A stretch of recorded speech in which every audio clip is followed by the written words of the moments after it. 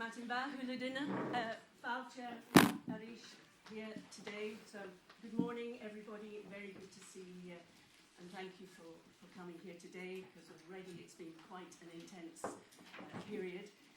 So I'm Theona Morrison, I live in Uist in the Outer Hebrides. I'm chair of Scottish Rural Action, and I live on a working croft, and that's what we're going to talk about here today. And with me I've got MacSween, who can certainly speak for himself, and you'll hear from him later, from the Isle of Lewis. Pàdruig Morrison from a very close proximity to where I live in Grimsby, and we have Beth Rose, is that the best way to put it? Beth Rose, yeah, from just south of Inverness, Crofting, and Cheryl McIntyre from the Isle of Skye. So the way we're going to do this morning is that we will give you an overview, I will give you an overview of crofting. I know there's at least one person in the room here today who has absolute more detail than I will include today on the history of crofting. So it will very much be top line, but just to give you an understanding for those of you who are not familiar with the model. And then you will hear from this younger demographic of people who are turning the tide. And often crofting was seen as being on the back foot, somehow inferior to real farming, which is happening up the road, as you know. But actually, I think is possibly a key for the future. So I'll just start off with an introduction. You'll hear a little bit from each of these young people, and then it'll be over to you, because I'm sure there's a lot happening in your areas, and you'll have a lot of the answers. And if we can share those together, I think that's a good thing. So, in short, a croft, and it might come as a revelation to some people, it's actually a parcel of land. It's not a house. So it's a parcel of land, and historically not sufficient to feed a family, and therefore it usually works alongside something else, and that is pluralism. And we'll come back to that later on, but I think that's a really important point. Communities tend to be structured in townships with a common grazing allocation, not always, but usually, and each crofter will usually have a share in that common. A crofter will usually have a house on it, not always, but usually, and there may be a couple of other houses as well, which usually come along with successive generations. Each croft also has a historical thing called a suming, which is an entitlement to keep a headage of livestock. This can vary, but on average, one cow is being equal to about 5 sheep, and your entitlement would be to the number of cows or sheep you could keep on your croft. And I suppose market forces have come to bear on that as people negotiate, well, can I just move to all sheep, as they've been pushed in that direction, and we'll hear more about that later. It's important to know that crofting is really a form of land tenure with security of tenure since 1886, when prior to that, literally people were moved off the land, cleared, and not necessarily just once either, but maybe a couple of times, 2-3 times. So for that security of tenure, hugely important. Moving on. And the crofting counties really exist in the northwest Highlands and Islands of Scotland. What do I point this at? Where you go? Just went forward to there. Oh, thank you. There we go. So there are 20,000 crofts in Scotland and 20,000 small holdings. And as you can see there, in our islands, covered by Coilin and Ailinshire, there's about 6,000. That amounts to about 80% of our land. But in addition, 80% of our land is in community ownership. Not necessarily the same 80%, but I think it's a pertinent statistic. Why is community land ownership important? Sweeney's going to talk about more about that when he speaks. But crofting was never designed to be full-time, and that was historically because that enabled the landlord to make sure you still worked for them. And often, sometimes they were good, but sometimes they were not so good. But in today's society, that actually contributes to pluralism, a resilient model where you can be a research scientist, work for the fish farm, do whatever you like, especially with increasing connectivity, and it will sit alongside crofting. But in the context of clearance, Professor James Hunter, some of you may have come across, he said, just because you were not taken by the scruff of the neck and thrown off the land, if the social and economic circumstances were such that you had no choice but to leave, then you were indeed cleared off the land.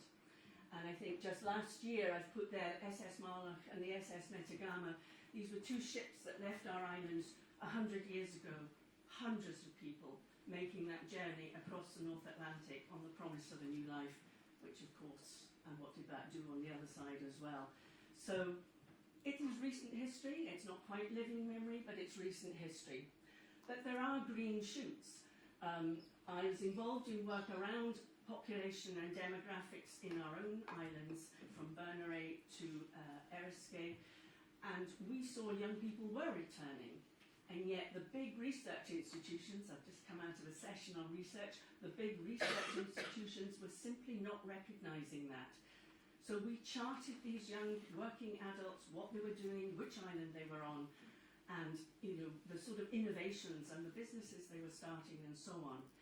And then we worked with the big research institutions who indeed recognised that we were picking up green shoots of recovery, which traditional research, simply wasn't recognising. So out of that came the Islands Revival Declaration. And one of those things was the importance... Sorry, I'm really sorry to interrupt. They can't hear you on my... Oh, beg your pardon. I'm so sorry. One of those things was really important was community-owned land, because that sense of ownership of the assets where you are really spoke to people. And that's why St Andrews University did some work, and they found that people today, even in the 2020s, were worried about the landowner, fearful of the landowner. So looking at our islands, did we feed each other? Do we feed each other? And can we? I just want to share this with you. This is from the 1930s. It's showing what came on the cargo ships from Glasgow to our islands. It shows that we were sending out 30 dozen eggs, and we were bringing in some things. And it's sugar, it's strawberry jam, it's tea. It's clearly the things that we couldn't produce ourselves, but not a great deal more. And if we look at later on, a bit of advertising beginning to come along, calf's feet jelly. But again, these were things, as Raj pickle, what does that say about a colonial past and so on? But, things that we couldn't produce were beginning to be brought in. And of course, there was a push that we needed these things. So thinking about what I've frankly learnt from this conference in previous years, if 70% of the world's population is fed from parcels of land that are 2 acres or less, then surely we have moved in living memory from being in the 70% where really we were feeding ourselves to being in that 30% where we're totally dependent on a supermarket model, in our case, ferries bringing it in, and we don't know where that food's been produced, how it's been produced, or anything else. And that's within living memory. And I think we should be mindful of that.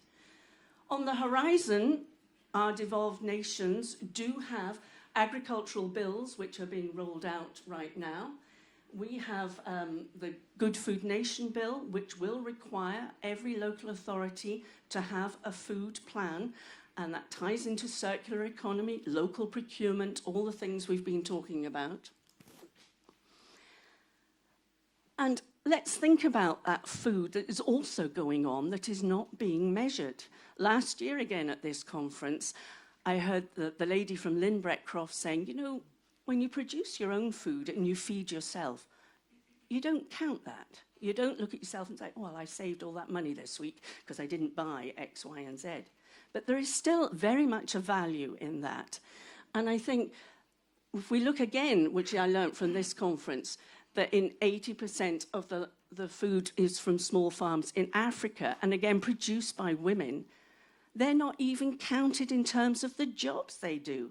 They are counted as being dependent, whereas their husband or partner is a software engineer, and somehow they are more relevant. So we are not actually counting the real picture of food production in this country or across the world, and we'll come on to that later in this session. And the other thing which I think is an important statistic is that you will know that 80% of the world's biodiversity is managed just by 6% of the world's population who are indigenous peoples. Now, the Scots Gaels and the Irish Gaels do not have indigenous status, but arguably they do have that generational knowledge around, custodianship of the land, leaving it better than you found it. So I'll rattle through this because it's time you heard from the younger folk, but, crofters, like anybody else, were forced into that monocropping model, and you will hear how they were driven into having just more sheep, perhaps, and the cattle were leaving the land, and so on and so forth. I shall move on from that. This is a picture of how it was, a picture of how we are today with local food initiatives. And if I show you this one, the milk you can see on the left there is from the Isle of Gia, a community-owned island, non-homogenized milk in glass bottles, which we all return. And, it's distributed through our islands, and it's a fabulous product. And again, that's sharing inter-island produce, if you like. We are seeing eggs at every road end. I said that to somebody, there's some being sold actually from a freezer at the end of the road. That looks like a microwave. And the person said, oh, was it switched on? But I think there's an important point to be made here as well. I'm sure if you ask the sort of shops in our area, they'd say, oh, well, probably the sales of eggs have gone down, don't you know? Just like we hear the organic market is static. Well, maybe it is through the supermarkets and the shops, but that's because we're seeing more of this kind of thing. Just finishing on this, obviously the population demographics in Scotland generally are not great. Only 17% of the population lives across 98% of the land, which is defined as rural and island.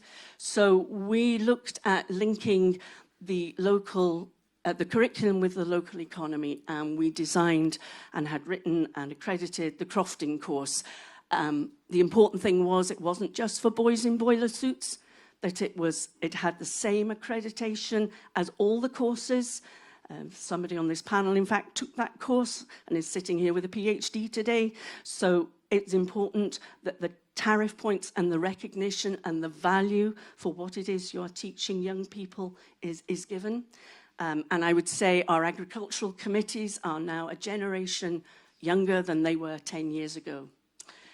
So there we go. And can we just, before we move on to Sweeney's, can we just show that film, the North Uist Agricultural Show, just to show young people being active, please, the audio team. Laatjachis aan de haalstij, vader kind maar univoor. Agus va een sloog, een nog, een jew, na chore, een jongdren van leed. Am Spain Caratonia Caran Ikiri Parachrutan in Nest, Davlian the Goshacha the Heilshin, Agus Marva Games, is to do it, Jachin Sahai, Vashen Tranks, am How it is, has Louis Moritin, how Oikriang, how Hulu Ocean How.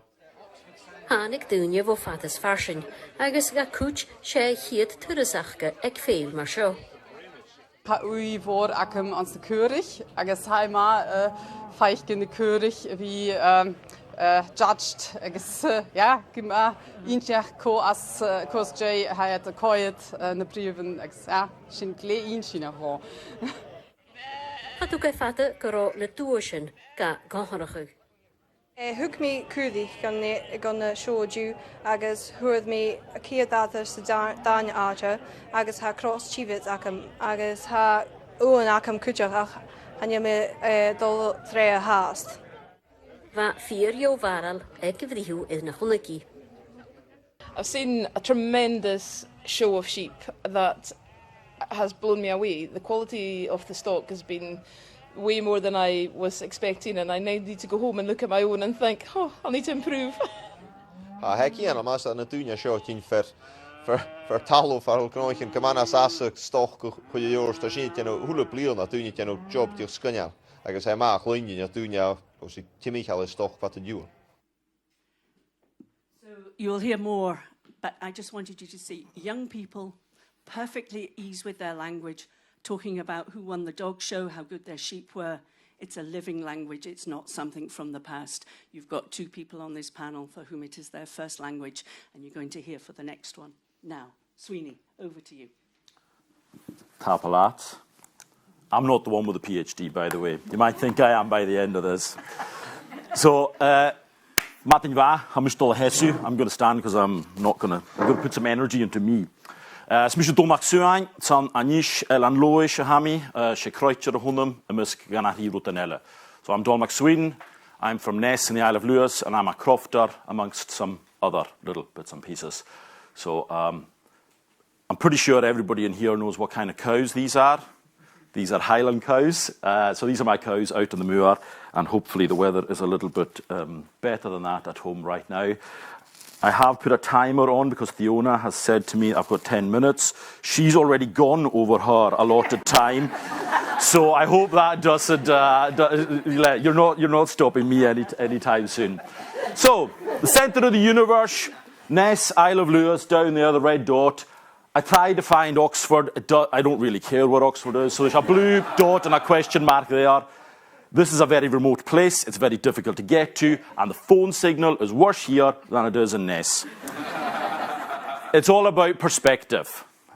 So I often, people often say to me, "Oh, what do you do there? It's so remote. It's so far away." No, it's not. It's the centre of my universe.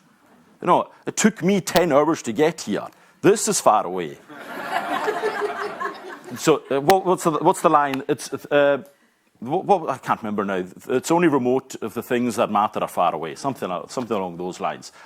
And that's why I put the upside down map in, because it's just flipping that perspective. So it hopefully makes you think a wee bit more.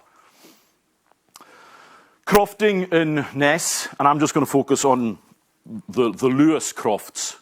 We have long, thin, narrow strip crofts like this. So you'll see a fence on the left-hand side, fence on the right-hand side. That's the Atlantic behind the sheep. Next stop is Newfoundland, Canada. That croft is 25 metres wide, about a mile long, roughly 7 acres. That was a family croft. That is a big croft where I live. These guys will have different sizes, but as Theona said, the crofts were designed or split up in a way to allow a family to survive, not really to thrive. So you had that mixed economy where people would have other jobs. So, for example, my grandfather was a crofter and a Harris Tweed weaver and a janitor in the primary school next door. My mother, crofter, teacher and crofter, university lecturer. My father, crofter, fisherman. And today, I am a crofter. I'm elected to the local council. I have my own TV programme on BBC Alapa, and I wear other hats as well, which I can't remember. But it has changed. So, and loads of my mates are like crofter, oil rig worker, and crofter, solicitor, crofter, accountant. So you have that crofting has changed, but so you can see it as a very traditional thing, but it does change and move with the times. Yeah, this is me at different ages with a Massey Ferguson 135. That tractor is still alive and kicking. That's me and my dad in the middle of the sheep bank, and that was us shearing one day, and this lamb was poorly, and I had to come home, and that's my parents. I think it was a Vauxhall Cavalier. And that's what you do. Just take it home in the front seat of the car. I'm not wearing a seatbelt, neither was a lamb. So to move on to common grazings, you've briefly seen my cattle. This is, on the left-hand side, this is out on the common grazing. This is the open moorland. I think our common grazings are something like 8,000 hectares. So it's a massive, massive area. Underutilised these days because our world has changed. We've probably been sold a lie, I think, over the last few generations where we have improved our stock. We're going the same route as everybody else. We're pouring feed into Texel crosses, into Charolais cattle. You're overwintering them so inside, and you're just pouring feed into them. And the other thing is we're making money elsewhere. you're able to buy all the food that you need in Tesco or the Co-op. You don't need to spend your Saturdays out on the moor gathering sheep or looking after animals. I do it because I enjoy it and because I can see opportunities. And the opportunities are over on the right-hand side there. These are some of my cattle down at the local nature reserve, Loch Giapavat, and they're wearing no-fence collars. So these are GPS collars that I've got an app on my phone, and while I'm talking to you, I can check where my cows are, and hopefully none of them have escaped while I'm down here. But I've got, oh no, you've got rubbish phone signal in Oxford, so it's not going to open up. Oh man. So yeah, forgive me for that, but we'll blame the remote outpost of Oxford for that. So yeah, what I can't remember my next slide. I'm just going to check. Okay, we don't need to see that just now. So what the collars have done for me, I've had them 3 years now, and I went straight to the local RSPB officer and said, these collars are going to help you. We can do grazing for corncrakes. Hopefully you all know what a corncrake is. We have them. They're on the western fringes of Scotland and Ireland. I can graze lots of this land that you have access to but doesn't have a fence on it. We can now graze it with my cattle. So what that means is that the crofter who has the land that doesn't have a fence, that's been put to use. I have access to grazing for my cattle that I don't have to pay for, and the RSPB are able to do something with it, and it benefits nature, biodiversity. It's win, win, win, win. What it meant was last year, I was able to totally insulate myself from the 32% increases in feed costs. So if I worked it out that if I'd carried on at the same rate as I had pre-collars, because I've gone from 6 to 20 cattle in 3 years, I've had the collars because it's made everything much more viable for me. I would have spent probably about £5,000 last year, feeding my cattle. It was about £1,000 instead. So it makes it much, much more viable for me to do that. The only thing really that we can control is our inputs. We can't, if you're going through the traditional routes, you can't control the outputs because you're one of the only sectors where the buyer dictates the price. So yeah, that's that element of it. There's a touching on community here. This is, I remember one of my mates said it's the blazing squad. Blazing means something a little bit different to that band. But I think it's a good picture of intergenerational transmission. So this was us dipping sheep one day. That's my dad on the left, dressed like a fisherman, not a crofter, because he doesn't really like sheep. But then you got young and old, different levels of experience, and Gaelic was the language that we were using that day. There's lots of terms in crofting that I don't really know the English for because I don't need to know the English for. And then this brings us on to, so we're talking community here and the whole kind of the big picture. So this is maybe an older or a more traditional kind of crofting activity, and we're there at the village fank. Fank being communal sheep handling facilities, which doesn't really sound very, very good, but fank or a fank in Gaelic sounds much better. So we have these facilities where we all come together. That's on the common grazing. We'll dip our sheep, we'll do drenching together, we'll shear our sheep together, and instead of doing your own little thing all the time, you're working communally, you're learning off each other. The guy there in the green jacket, Donnie, he's in his 80s now. He wouldn't have sheep if it wasn't for me and my dog, but I've learned so much off him. So he always feels guilty saying, can you come and move my sheep? And he's always saying, I'm really sorry, I'm sorry. And it's like, no, because then I feel absolutely guilt-free and saying, I'm having a difficult lambing, come and give me some advice on what I'm doing here. And I can tap into his knowledge and he can tap into the fact that I'm still able to move. I can say that freely. I'm sure he's not not watching the live stream just now. But that kind of community mindset has then translated into the modern world. The community that I live in, we have a community. My primary school closed in 2011. That was taken over by the community. It's now a cafe and a museum. We have a community-owned charity shop, community-owned laundrette, community-owned sports centre, community-owned social club, pub. It was the first way of getting legal alcohol into the parish. Community-owned harbour. So all these things, the public sector is not going to provide it. Even though I'm a councillor, the council doesn't have the money to go and put a sports centre in each community. The private sector is never going to run a laundrette in our community. No one's ever going to do it. So it's the voluntary sector, the third sector, is what has to provide it. So we have a bit of resilience in our community. Just give me a minute, Theona, okay? Give me a minute. So we have that kind of resilience in our community.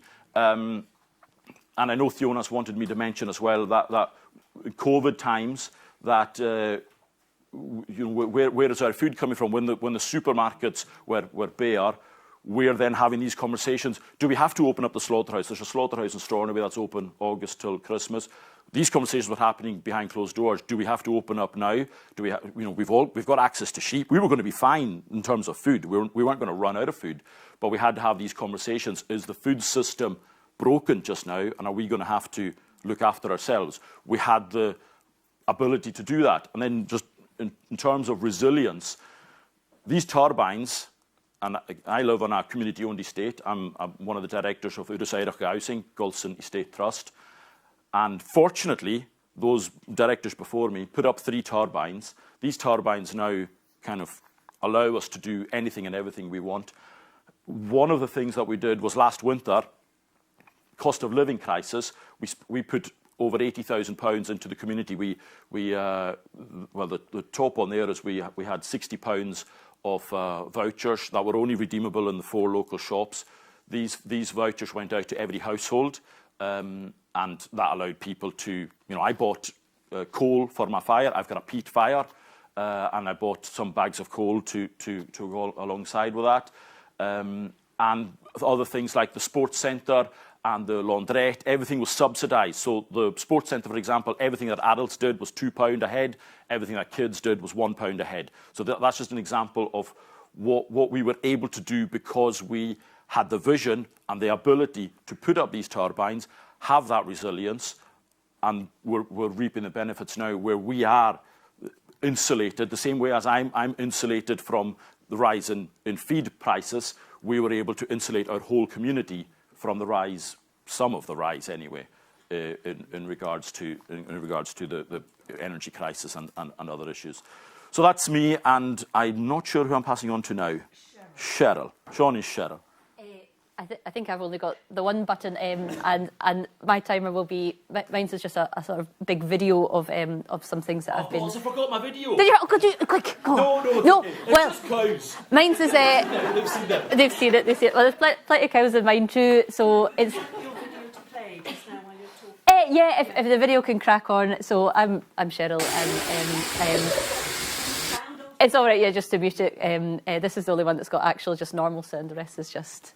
It's got wee music videos in the background, so this is just a bit of shearing that's going on in my own shed, but just quite a sort of diverse group of folk that were helping out there. I'll jump back. I'm Cheryl. I'm from the Isle of Skye. I'm a crofter there, and I've got quite a lot of overlap with what Sweeney's just been talking about, but a very different route in. I'm originally from Glasgow. And while I was studying for my finals at university, with a degree in English literature, I found the city just a wee bit overwhelming and took a job on the west coast of Scotland, helping run a croft for a chap that had taken a heart attack and was just struggling with the daily task up and down. And I fell in love, and I was like, this is what I want to do. Being from the city, not having a family background in crofting and not having lots of cash in the bank, entry into that way of life was it was a challenge. But I was lucky enough that in 2011, so a year after I graduated, there was a course running on the Isle of Skye called Rural Skills. It was an introduction to crofting and land-based industries. It had a section on estate maintenance, putting up fences, learning how to construct a dry stone dike, learning animal husbandry. And I was like, cracking. Well, West Coast, and just a nice little practical introduction to the land and to that way of life. When I was up there, fell in love with Skye and moved up. given we've talked about how crofting is quite a sort of a plural thing or many hats, I didn't want to move up and not bring anything to the community. So I went back to university and got my teaching degree. I was a primary school teacher for the local school, while I was keeping an eye on how things were going to see if a croft, it might be possible for me to take on my own croft. I was rare case, but really lucky that in 2016, a croft that had been lying vacant for a full generation, through a kind of non-traditional route, I managed to find out about it, and was really lucky that I was the person that got it. I started off with 2 Highland cows, even before I had a fence on the croft, and even before no fence, which I'm, again, a true believer in. I've been using it for 2 years now, and it is a fantastic thing. So just had a wee strand of wire, the 2 Highland cattle, and then over the years managed to put in fence, track, agricultural shed, and hopefully 2024 will be the year that I finish building my house there and make a proper home.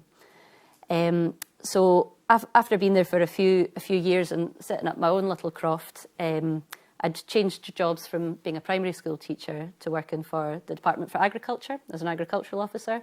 So in many places the villain, but given that Skye's quite a nice small community, we were hopefully seen more as a force for good and advice and keeping things going the right way, rather than the penalising folk that come in and say, wrong tags, wrong this, wrong... It was, yeah. And my common grazings that Theona talked about, so my croft, small in size, it was only 5 hectares of quite poor land, was connected to quite a large common grazings of 2,000 hectares. And it's quite an unusual common grazings in that it's got 66 shareholders. Normally it's about, how many have you got in your common? About 10 shareholders? The big one has 800. Right, okay, well, I thought I was a special case. 23. 23, yeah, So normally it's a manageable number. So I took over being the clerk of the common there, and yeah, it was a real honour to be asked, given that the previous incumbent had been doing the role for almost 30 years. So I'd done a mentorship programme with her to learn what she'd been doing for the last 30 years and take on that role. And it's been going grand. On top of the common grazings, we're celebrating 100 years of having something called a sheep stock club. So instead of each of those 66 shareholders having their own summing of their 20 sheep, we keep 1,000 sheep over that 2,000 hectares as a collective and manage it as a small team, rather than having each individual shareholder try and work out how they can help to contribute, but maybe not having that knowledge, or just it's nice and easy to manage it as a smaller team. So yeah, it's been fantastic doing that, and just to think about the scale there of 1,000 sheep over 2,000 hectares. That's the equivalent of each sheep having 2 football pitches at their leisure. So we're very much an extensive style of grazing rather than an intensive. But also maybe a wee nod to the quality of the land, that each sheep needs 2 hectares of land. We've got triple SI, so SNA, Nature Scott are really happy with what we're doing, and they like that stocking density. And each individual crofter still has the ability to be totally able to access that land, because they still have their cattle summing. So each person's allowed to put, in theory, up to 4 cattle, but given that we've only got about 10 cattle keepers amongst the 66, fire on, put as many as you like on, and especially with the no fence, you can see where they are, you can sit back and have your tea and know that they're... If there's phone signal. If there's phone, which there is. Yeah. So it's a really lovely bit of land. We've diversified as well. We've got a 50 kilowatt micro hydro scheme on the go, and we had a wee conversation over dinner that I always think it's quite interesting that people are very impressed with this little micro hydro. It's very small, but it produces about £80,000 per year in not almost pure profit. I mean, it's got very little running costs. It's an excellent thing that's just ensures that the Sheep Stock Club and the common grazings can be really well maintained with that different source of income. One of the other hats I put on is I'm a director with the local arts board called Atlas Arts, And for the last few years, they've been running a programme called Plural Futures, where they invite young people in to look at how they can affect change in their communities. And I've hosted a visit out, and we've been talking about the sustainability of the Hydra scheme and the Sheepstock Club common grazings. And it's very easy to pick out what's sustainable about a micro-hydro scheme, local power generation, and the finances that can support local projects. But I would, and I do argue that the Sheepstock Club is by far more sustainable, because every pound that's generated and paid back to the folk that work there is spent in the local community.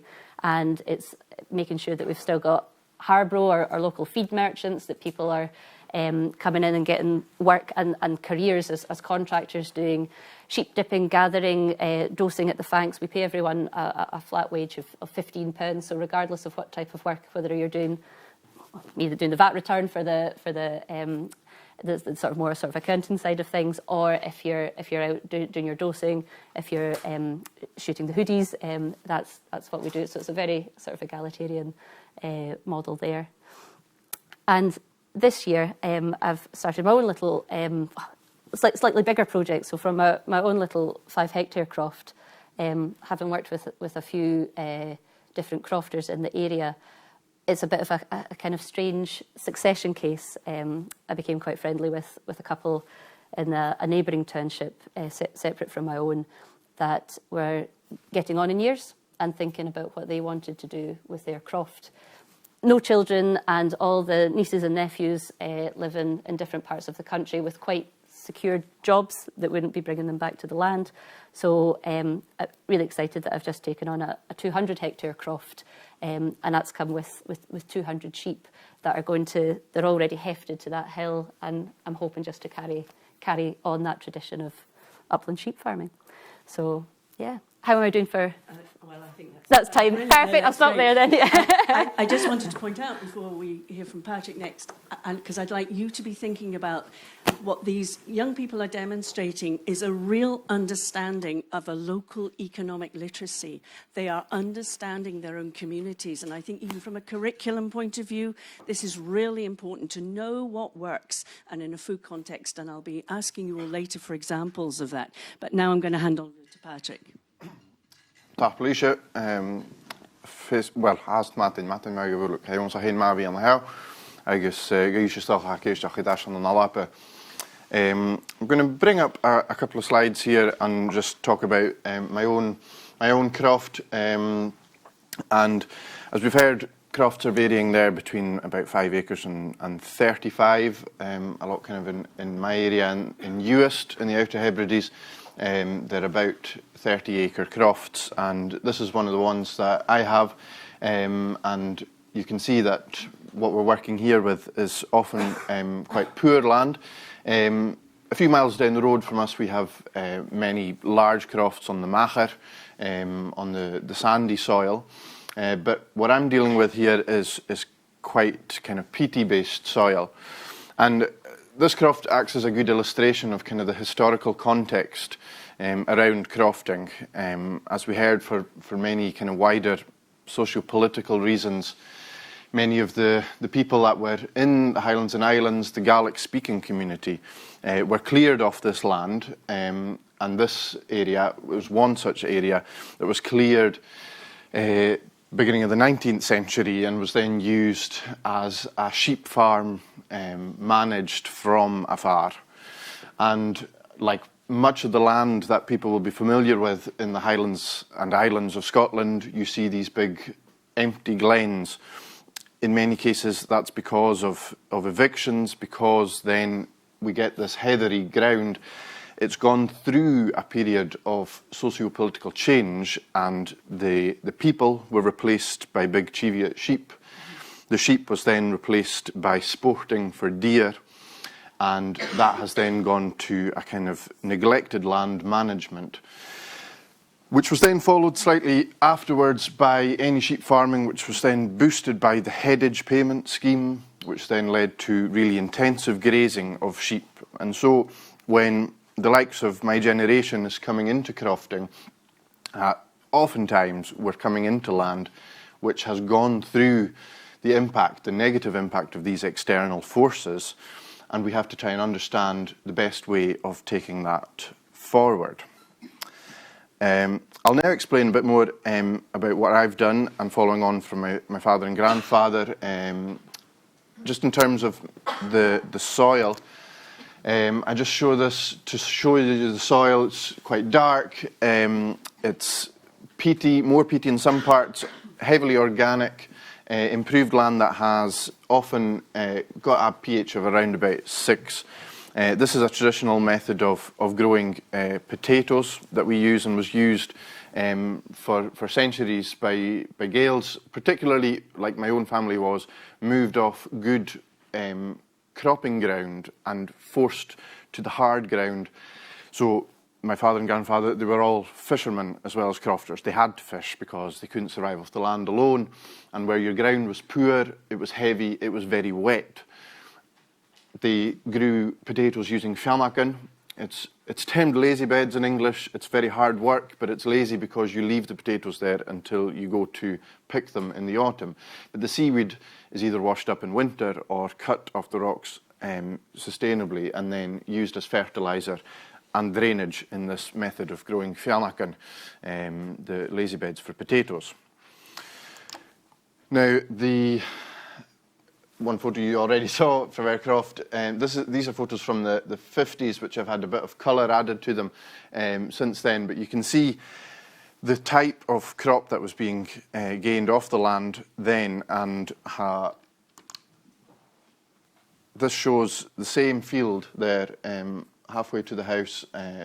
It's looking southward in the old photo and looking northward, but that's the kind of ground that's there now, and that's as a result of that history, like I mentioned. And so my question is then, how do we get back to that? How do we get back to that point where people were not bringing in the feedstuffs and were sustaining the feed for their family and their animals? Now, understanding the history I find really important. So understanding the area, what's in a name. Shenavalla is kind of the area right next to me. That means the old village, Shen, old Bala village. So it shows you that there were plenty of people there, if there aren't so more laterally, and so there must have been good area there for cropping. That's the first thing. The second thing I did is then utilising the knowledge from tradition bearers, older family members in the 40s and 50s. This is a wee chart that I did about 15 years ago as a kid, but speaking to my much older father and plotting exactly what happened on our croft, where the oats were grown, where the hay was made, which rotations were there, where peat was cut originally, how that changed, and the result of where now bracken and rushes are quite dominant and what might have caused that. But it's really important for me to see where things were cropped. We have this other historical photo which happened to have been taken in the 50s, which shows a small field there being used for hay. And in our kind of small parcels of land, the cropping of them changed, particularly when tractor sizes grew and it became too difficult to bring in machinery. So I've gone back with some others locally in a project called the Blackland Project, which was operating nearby to me, and we used some smaller Alpine two-wheel tractors. This was similar to what my father and grandfather will have used in the 40s and 50s. It's not going to get bogged down. I've not ploughed with it. It's pretty hard to plough with it, but we've used it to cut the grass to make haylage. And this has really opened up a great saving on bringing in feeds, cutting to bring back some of the quality of the grass and enabling us to feed our cattle and our sheep much more without bringing so much in. In terms of livestock, I've upped the numbers of pedigree traditional Hebridean sheep on the croft. These animals are hardier in the kind of long wet weather that we have. They do need fewer inputs, and they are quite suited to the landscape. In the current way that the market is, I've started to cross these with a blueface to produce heb mules. These are hardier mules that can still produce a commercial lamb, but I'm aware that the markets will be changing, and so this is a solution for just now, but it may not be forever. I've reintroduced cattle to the croft after a 50-year absence, and I use them in rotation with the sheep and rest periods in between, utilising the common grazings in the intervening times. I've used the no-fence collars, as has been mentioned by Cheryl and Sweeney, and they've been great for giving me access to underused crofts where the fences are down and the common grazings. In this photo here, we're right on the shore, and we have a lot of feeding. We call it feeding, I think saltings, but saltings is not really a word I'm familiar with because I spend most of my time speaking Gaelic, and feeding is the word we use. And so this shows you the sheep are out, and part of the common which has been touched on is the fact that it brings community and collaboration right into the crofting practice. And that for me is really important. Use of the common, use of intergenerational knowledge, working together is really important. And that I'd like to just highlight is really important kind of for the cultural aspect. The knowledge that a lot of these tradition bearers still have is knowledge that is from their own ancestors and is contrary to some of the advice that has come, changing advice from agricultural advisors that has come over the decades. But this older knowledge taps into some of the practices that might be, quote unquote, just what they did. But just what they did is something that was done for centuries.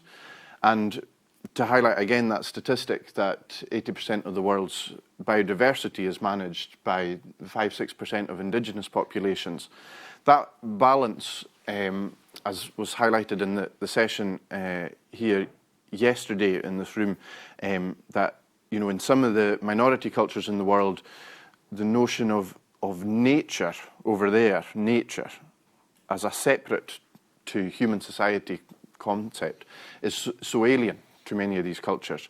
And the harmony that is between a sustained population using traditional knowledge to maintain the biodiversity and maintain the harmony with the population has gone on for a long time. And so I'm hopefully trying to tap into that, tap further back into that knowledge which is in mind and memory, to see more use of common, the way animals used to be taken up into the hill in the summer and back by the houses in the winter, that roaming, that rotation, and tapping into that older knowledge. Crofting allows us to do a lot of that, which is a great asset. Sometimes the Common Grazings committees are fraught with difficulties, but that's a human problem, not a systemic problem. And it allows us to tap into some of that older practice, which I'm very sure is essential for us going forward. Tap Alicia. And now I'd like to introduce Beth from the south of Inverness, and then it'll be over to yourselves. Right, I'm going to stand too for this idea of sitting. Martin Va, agus Falcha. So she says, I'm Beth. I am here on behalf of Rhoda, wasn't able to make it, so I have replaced her. So you may already ask where I am. I am a crofter just south of Inverness. No, we're not an island until we ask for a delivery. Then we are not on the mainland anymore. But so our croft is an island. In my previous life, I was a theatre nurse. Absolutely nothing to do with agriculture. We took on the croft about 12 years ago with it. So it is 35 acres. It had been used in the past, but it had been left for many years. With it, it had the old trees in it. It had absolutely no trees. Deer are a major issue for us. It had some broken clay pipes, so we knew it had been worked before. And it had a lot of reeds from being kind of just left to it. So while my husband works offshore, so that again is the dynamics of it in that I oversee it. It was, whether it's more challenging when I was doing it as a nurse or whether it's more challenging now that I've got 2 kids is an interesting concept. But either way, we do have cattle, we sell beef, we do it as frozen on how we can maintain it throughout the year. For it, we have a mixed herd, we have 3 breeding cows. It's 9 in total that we have. I have done milking in the past. That was only out of having a Shetland cow who desperately needed the calf. Well, the calf needed help with it. Otherwise, until the calf gets to a certain age and could match the mother's milk, so you would just whistle her in. You could depend on whether you got enough for your cup of tea or you got enough for making your cheese that week. For it. It wasn't sold, it was just on that basis so that it was just for us. But it's a very historical part of crofting. I've chatted to many who remember, in a sense, the mother bringing in the milk for it. We've done pigs usually every other year. They've been very good for breaking up the ground. As I said, the reeds were a major issue for us. They hold the water. You then have bog for it. So the pigs have done a huge amount, and then plus they grace our freezer at the end of it. It also has meant we have got a lot more wader birds coming back than what we had for the first few years when it was just more reeds. Bees are a part of the life, as well as we've got sheep and hens. I may specify at this point in time we don't have a huge amount of either of those because our market is swamped. Everyone has hens, no one needs eggs. Sheep meat, whether that's lamb, hogget, mutton, again, quite a lot around us have got that access to it. So ours, we just do it on a more self-sufficient route. And then I've got access for using the wool for it. Horticultural side of crofting, we have a very small garden, veg garden, that we grow quite a lot of veg in. It holds our soft fruit. For it, we have an orchard. That is a total of 13 trees that we have on it. We are north-facing, which can be quite a challenging bit. So we do have a polytunnel. It's quite a big polytunnel, but we are very thankful for it. We also have what we call our overflow, oddly enough. Our season is very short. We can get snow and frost in May. So we have to do quite a lot of staggering of our planting, as in you're doing 5 seeds 1 week, 5 seeds the next, because you have no idea what's going to grow or not. You could be putting it out and it gets absolutely wiped out. Or you stick it out in the garden and it gets wiped out by the pheasants. Great. So it can be, some years it is that it's enough for us. In other ones we get quite a lot of excess of it. So that's then when the chutney, preserves, relishes, we all hate waste, so it's like, what am I going to do? Let's sell chutneys for it. So that's kind of part of it as well. It also helps doing local markets for having produce for selling as well, because there's only so much of your own chutney that you can eat. We have done veg boxes. I would say veg boxes are interesting. Veggie people tend to be the most picky at saying they don't like courgettes. And you're like, well, what else am I going to be growing? Because I can grow that heaps of it. I know you're not getting a sweet corn because that's our prime gold veg. So nice try for that one. In that area, there used to be, if you look at the really old maps, a mill. So we've done a little bit of research from a lot of the older generation around us. So we have started doing grains. This has been a bit of a trial and error, not really very academic trial and error. It's just plant it, let's see how it does. We have more recently done fleischer and mustard seed. That's more for the bees for it. This past year, we tried rye, oats and naked oats. It is interesting, rye did the best because it could grow fast enough before the pheasant population from the local estate came in and wiped out the oats for us. That's what we're up against for it. It's a small area, so a scythe is used to cut it, bundle it, dry it. We can't always dry it outside because it can be quite wet, so it gets done in the hay shed. And then we have our threshing machine. It's run off our 1950 Dexter. We have brought in, it brings in quite a community for threshing. There are a range of crofters around us who also do a small amount of grains. So it has been quite good for when it is hooked up, others for bringing along their grains for it. It is also useful from the older generation for finding out things such as apparently certain threshing machines do not like barley. So while barley worked quite well one year, threshing machine doesn't like it, so tough, it's not getting done. For it. Selling point, it's worth noting when you are in a rural community, with where we live in Strathnairn, it's quite a long, thin area, so there is pretty much a road that goes through it. It can be single track, it depends if you count the mud verges of it. So I deliver pretty much the meat within a 14-mile radius on 2 different sides, doing doorstep delivery. We're 1.5 miles up a dirt track. A lot of people have asked me, why do I not do a farm shop? And you're going, generally the only passing traffic we get is when someone's sat-nav tells them they can get to London. And you're going, well, that's great, but you're hidden for the hills. Often our way of people knowing what we sell is word of mouth. As much as we may be reliant on social media, yes, we are on it, it doesn't actually often get us to the people who are interested in buying the food. The local markets were one way of getting known. Lockdown shut them all down. It's been quite hard work getting them back up and going, and it's trying that kind of extra hat of when you're involved with the local community hall. I got approached for trying to get a local market going back up.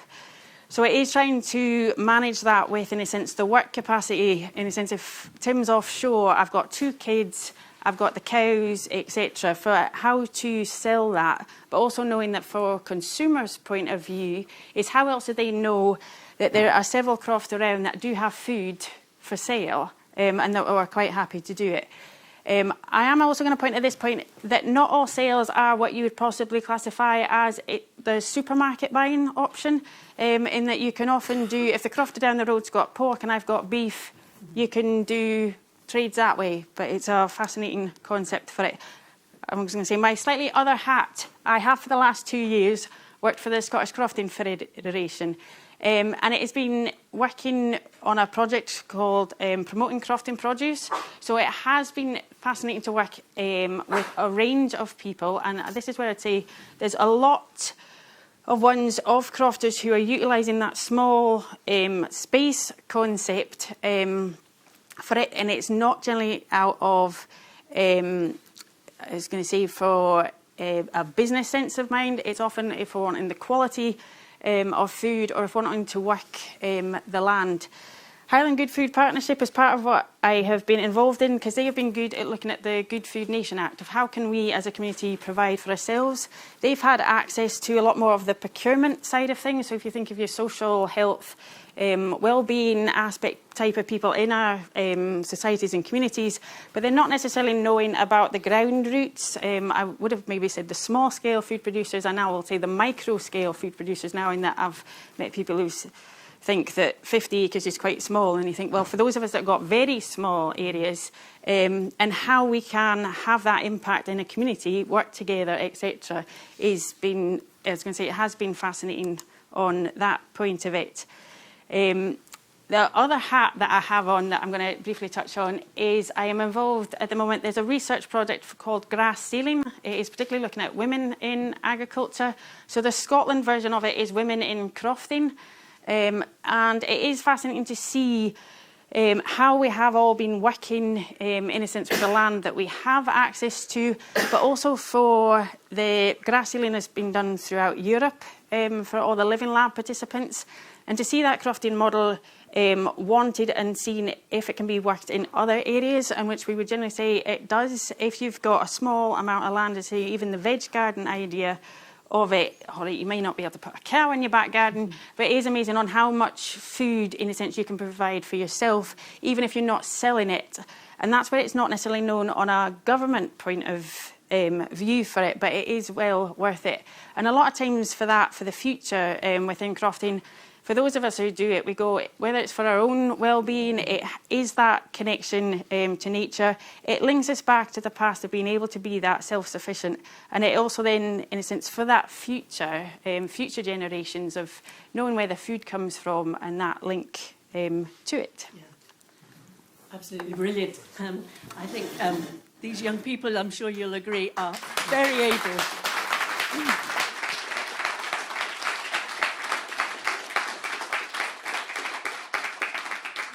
I hope they have dispelled that whole image of crofting being somehow laid back, because it's jolly hard work.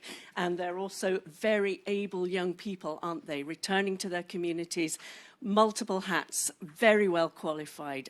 Really excellent to see this work going on. And crofting makes a sustainable contribution to Scotland, if not the wider world's larder.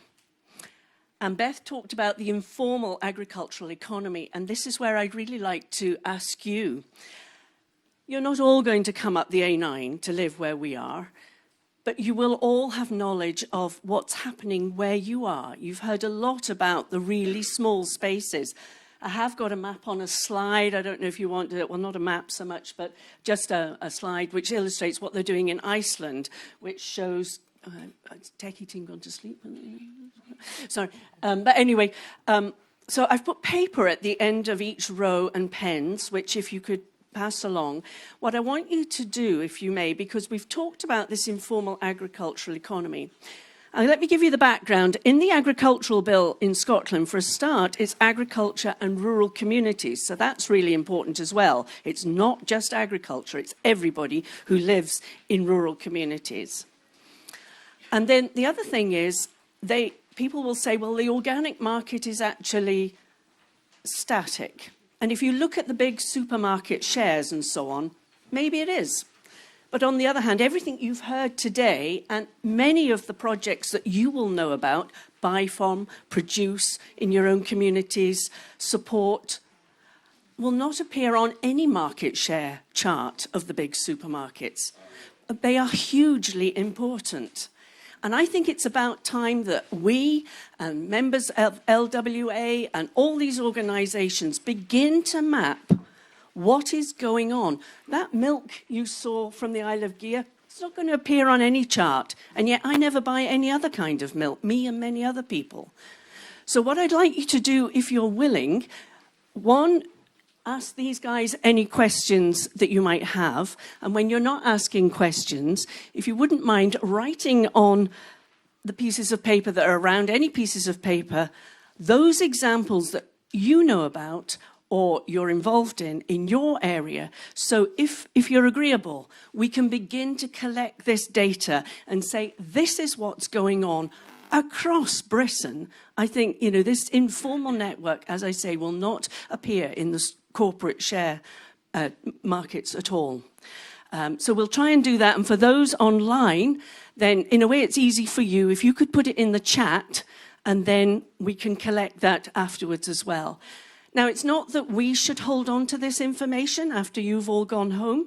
So again, if you're agreeable and you share this information, you might want to share your email address as well, so that when we've collated it and put it together somehow, some way, I don't know what it'll look like when you've done it, we can share it with you, if that's agreeable.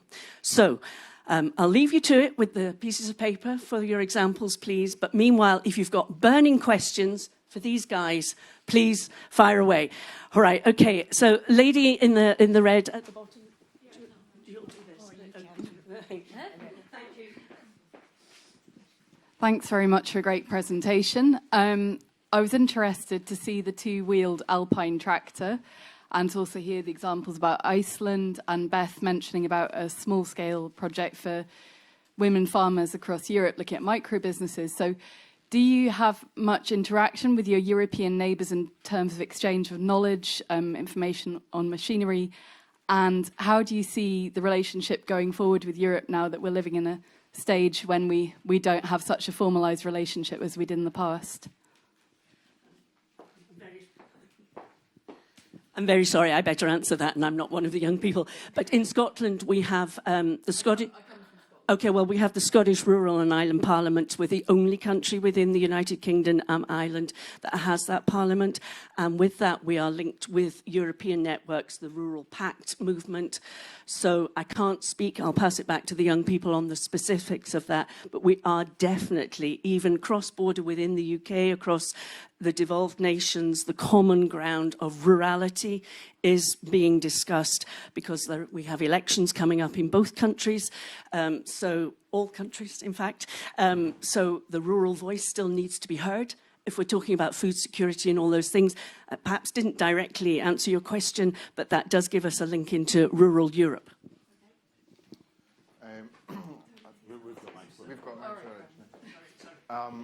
Regarding the alpine tractor, I mean, that was the nearest solution for us to try and find a kind of close replication of what was being used in the 40s and 50s. And you know, having visited some, seen some of the small-scale farms in kind of high, difficult to reach locations, steep slopes, that kind of thing, that's been great learning, and there's definitely great learning there. I'm not part of any official network that's exchanging ideas there, but that sort of thing is always really valuable, and indeed from the wider cultural aspect, which I'm also involved in, as I'm not just a crofter, but I'm also a musician and other bits and pieces, that kind of knowledge and exchange, we can learn a lot from that, for sure. I would maybe say from the, such as the grass sealing thing, for the women in agriculture, it's been really good for knowing through social media.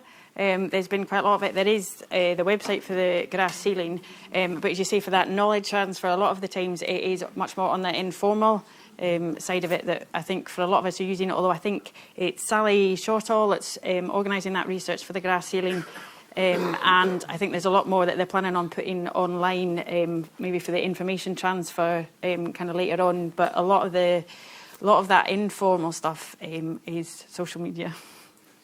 The only thing I would say in regards to Europe is that I think we, in particular, miss it a lot because Europe was much fairer at distributing funding than either Edinburgh or Westminster, who don't really care about what happens north of Watford or Stirling. Okay, we'll take a couple more questions. Right at the back here.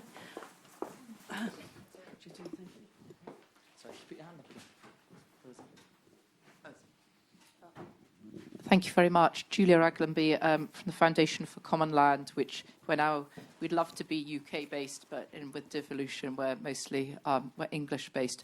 And I can't speak on behalf of them because I'm also running for Parliament because I'm so fed up with our government. But I just was particularly interested around the common grazings and how you manage your relationship with your owners of the common grazings, because one of the huge challenges within the English context, I know we have different legislation, but whether, just to hear from some of your experiences, how that works and whether it's an issue or not. Well, I'm going to answer very quickly and say we have no issues because we own our land. That's it, simple. Yeah. We are the landlords and the tenants. And again, I've got to, delightedly paint a positive picture, not quite as positive as Sweeney's, but our landlords are the Scottish Government, and it's quite a strange thing that why are the Scottish Government owning land, but they bought that land 100 years ago to resettle people from where Sweeney's from Lewis, from Scalpay, from Harris, and it was set up as a government run, but quite an early example of an intentional community that's set up. So the history there, been a rich history, but it's really only 100 years old, and they're fantastic to work for. It's managed from quite a small office on the Isle of Skye. So if you do have an issue, you can drive to Portree chap, and the landlord is a chap called Ewan McPherson that used to be my boss, and you can have a conversation within an hour. That's definitely not the case for everyone. Quite often it's a independent, wealthy, and most of the time absent landlord. Most people don't know who their landlord is, but I don't know if that answers. Hi, thank you so much. It was really, really interesting hearing about what you had to say. And I just wanted to ask to hear a little bit more about something that was touched on very briefly, but the relationship with indigeneity and crofting. Because I know, like, in the UK, indigeneity is something which is complicated and maybe lost in many ways. I wanted to hear a bit more about that. Just to touch on something just for the previous question as well, just say that crofting legislation obviously it's intense, it's difficult, and there's a lot of red tape that folk from every side might complain about, but sometimes that does, and as it was invented, save issues with the landlord there. So there'll be something in there with the legislation around common grazings. With regard to indigeneity, I suppose it's a subject that has been, I suppose, discussed and debated with regard to Scotland a bit more in the last couple of years for various interesting reasons, and largely with regard to recognition of kind of the decline of the language and trying to address that. Now that we're waiting for the results of the census we had last year that will give us a fuller picture of the way that maybe Gaelic isn't declining quite as much, but certainly some of the discussions and debates that have been had are thinking more deeply about not just kind of the tick box ability to speak a language, but thinking more deeply around everything that is connected to that language. And I think, like a lot of, some people maybe in the islands won't think so much about this, but I think it's important to think about it because when folk and a language and a culture has been quite heavily oppressed over generations, my own father was belted in school for speaking the language. That has a real impact then on how people pass on the intangible and the oral lore of a culture, all these broader things about the relationship to nature, to the tides, to the weather, to the seasons. These things are sometimes kept hidden because of the history. And that's true for the Gaels, and these discussions are helpful in bringing that out. And I think we're at an exciting point now in recognising how important that is with regard to the climate and the biodiversity crisis and the way going forward. And so I think those conversations are happening more now than they were before. I think that one of the big issues is identity is important. And if you aren't aware of how valuable your identity is, then that's a challenge that you face. I often think back to when I was young. I remember the first time I went to Glasgow, probably 4 or 5 years old, and I couldn't understand where they cut their peats. Where did they keep their tractors? That was the world that I knew. I probably didn't know till I was in my teens that not everybody eats gannets like we do. We eat gucke in Ness. We're the only, well, when we were in the EU, we were the only place in the EU that was legally allowed to eat gucke. These things are part and parcel of our identity, of our indigenous way of life. But unless you're able to feel that there is a value to it, that it is something that is important, it's something that you can forget about and be the same as everybody else. You wouldn't be sitting here listening to the four of us if we were the same as everybody else down in Oxford. We are here to have connections in some places that were similar, but it's the differences between us that make us interesting, and that is what has probably been lost a lot. That people aren't valuing what they've got because they're not seeing it on the telly, they're not seeing it on social media. It's what happens elsewhere is much more exciting, and not able to value what we have. I think we're going to take a couple online and then we'll come back to you.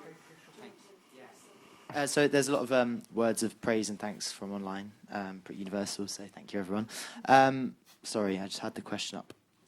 No, not at all.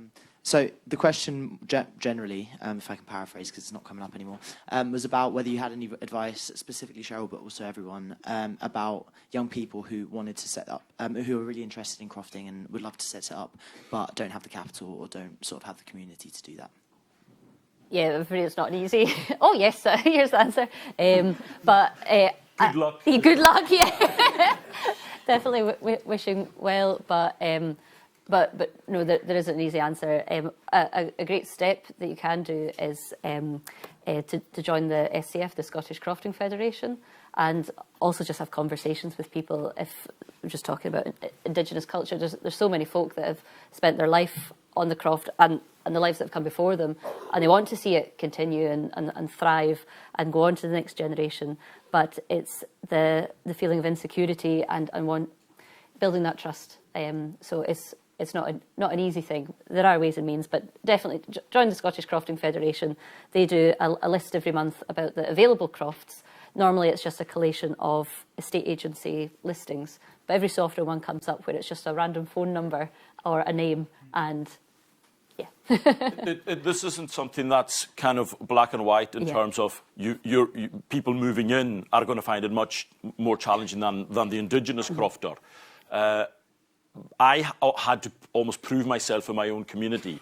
So yeah, my parents put one of the family crofts in my name from, when I was 21. But it wasn't until I was a little bit older and actually taking it seriously. Then people came to me and said, do you want to use this croft? Do you want to use that croft?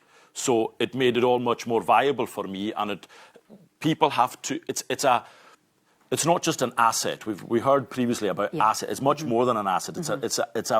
It's part of their identity. It's part of their family identity.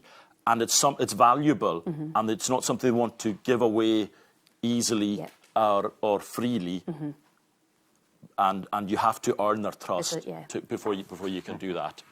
Yeah, I think that's really important. When people have been cleared off land and have fought, literally fought, you know, sometimes for that land to be back in the family, there are very deep connections to it. But a lot can be earned by spending time with these people, gaining trust, sharing assistance. And working it in that gentler way. We've all seen people who buy a croft, move in, and are gone again within 18 months. After the winter. After the winter. They've been up in the summer, they bought a croft in Machashaw.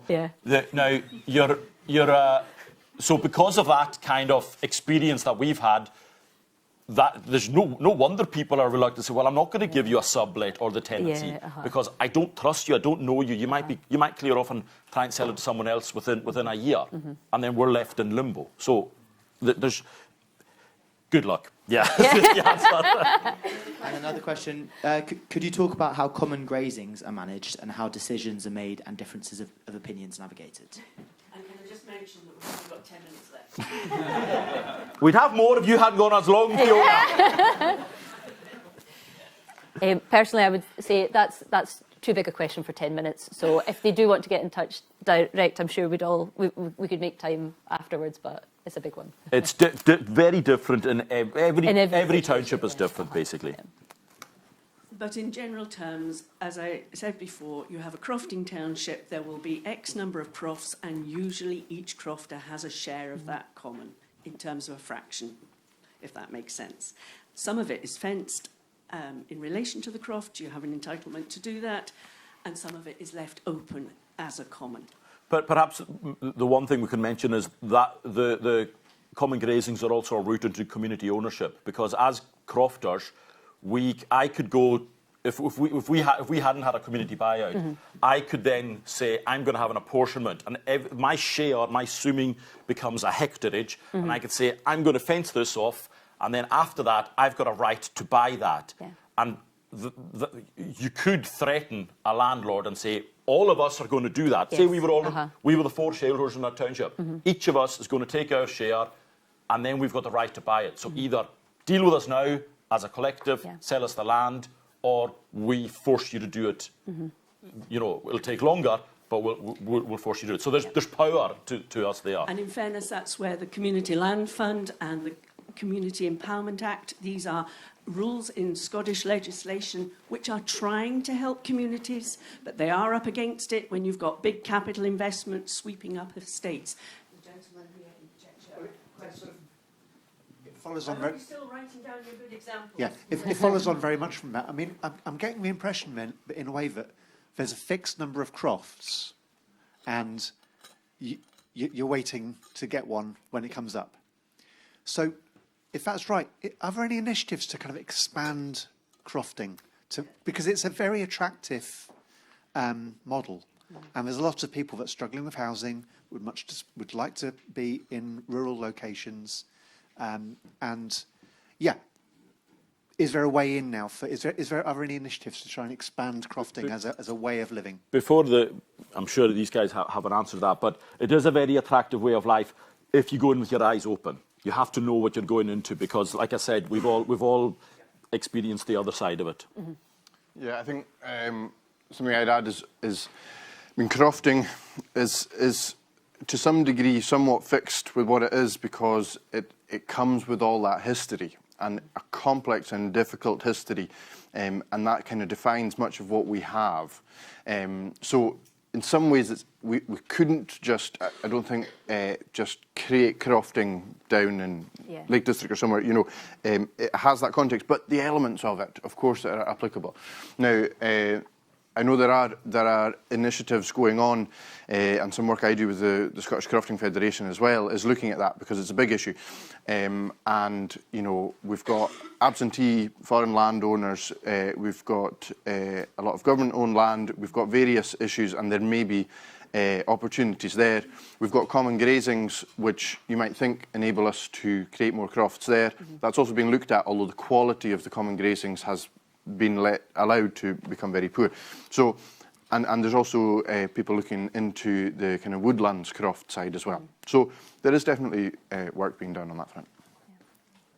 And I think Galson Estate, they did some work in Lewis where they certainly looked at crofts that were not being used anymore and looked at reallocating them. And the National Trust for Scotland owned some land, Balmacara kind of way, you know, on the mainland near the Isle of Skye. And they created, I think, 8 new crofts. So, you know, and it's still within the context of the crofting counties, but if there's land there for which, for whatever reason, could become crofting, sometimes it does happen. So it's not entirely cast in stone. Yeah, Galson, that's a very good point, Theona. I don't know if it's been processed yet, but as a board, at the last board meeting, we approved that a croft that had been unused by an absentee crofter, it's been taken back into the estate. It'll actually be split in 2 because it's particularly big, so it'll be 2 6-acre crofts, and that will then be assigned. We'll have a process of assigning the tenancy there, and it'll be open to applicants, local or otherwise.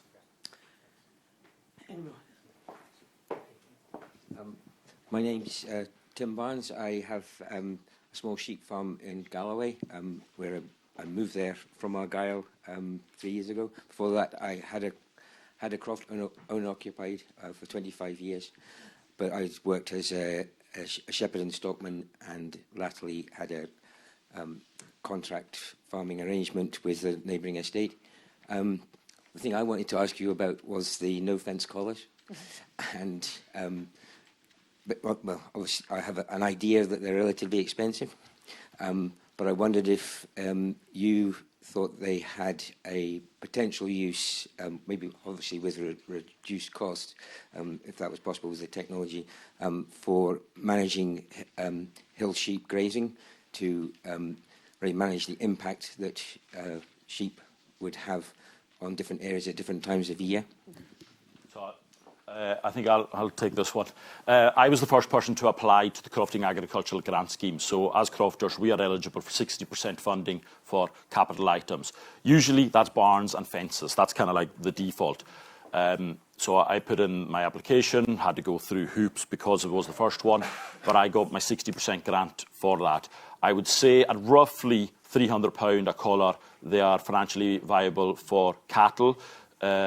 But I've just got 5 for sheep recently, and I have maybe 100, 150 head on the moor, on the open moor. Ideally, I would love to. I think it would work fantastically well, but it has to become more economically viable for sheep. It would be great, particularly. I'm in the sea eagle management scheme as well. If I'm going out and doing enhanced shepherding to keep an eye on them at pinch points of the year, if there's one sheep that's gone AWOL, I might not be able to find it. And when you find a sheep that's stuck in it's been stuck in a bog and it's drowned, the collar will let you know if there's no movement detected in 4 hours. You can go and save that animal. So I think it would work, but it has to become economically viable, even with a 60% grant. I think I can't remember what it's £220 odd for the sheep one, and they've got a 5-year warranty, so you could spread that cost over the 5 years. I think it would be brilliant. I think it would work really well. It's just got to be more affordable. Okay, thank you. We are coming to an end. Sorry. Okay. He's got a sore arm from all the waving. Hi, I've kind of got quite a lot of questions, but our main one I was thinking on the island, guys, is I didn't notice so many trees. When did the trees? What are they? So, do you know the history of when the trees were kind of removed, and are there plans to put little pockets of trees that could be very good firewood and possibly shelter, or is it just too difficult, the conditions? The other one is also to the lady from the Invest. Have you thought about getting a gun license for the pheasants? You got another source of food, and linked to the trees was the perennial crops. We had an interesting talk yesterday about skerrit. I think skerrit. It was sort of like a tuber type that was grown many years ago that was very suited to the conditions, but got superseded by potatoes. I'm sure Pàdruig will have some information on the tree side of things, but one thing that I often say about trees, now trees are alien to me. We live in, it's a peat landscape that I live in, apart from the coastal fringes which are fertile. We do get an awful lot of people who buy crofts, and this is maybe the point I was making about having your eyes open, and think, I'm going to fill them with trees. Now, the major problem is, I'm doing all that conservation grazing for corncrakes with my cattle over the winter. If you put trees in the wrong places, you're just attracting predators that are then going to go and eat all the corncrakes. So there is a balance to be found. What is more important, the trees or the other biodiversity that is in the place? Yes, I will plant some trees in my croft, but in the right places. It's got to be. It's got to work for what is already there. It's not one size fits all, and a lot of people are not aware of the damage that can be caused by we heard yesterday, the right beaver, the right place. It's the right tree in the right place as well. When did they go, Pàdruig? Do you know? I don't know, but they've been gone a long time. A long time. I really want to thank you very much for your engagement today. I hope it's been an interesting session, and I hope it'll make you look at where you are through new eyes, and I hope you fill the papers with all the good examples that you know about, so we can begin to build a picture of good practice across the country of more sustainably produced food. Thank you very much indeed.